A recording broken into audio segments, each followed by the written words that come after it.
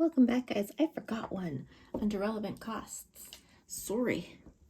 It's opportunity costs. Opportunity costs. I think I mentioned the out-of-pocket costs. Your book doesn't even have that one. That's all right. Some do, some don't. It's okay. It's a relevant cost. But I forgot the opportunity cost. Darn me.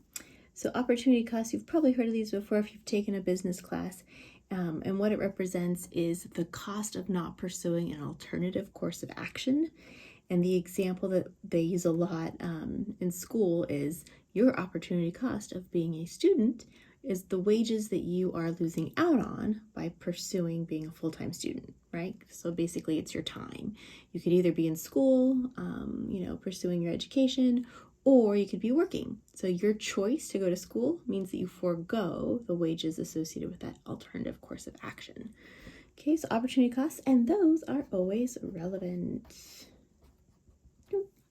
All right, sorry I forgot that in the last one. And go ahead and try your participation assignment. It deals with these terms. Enjoy.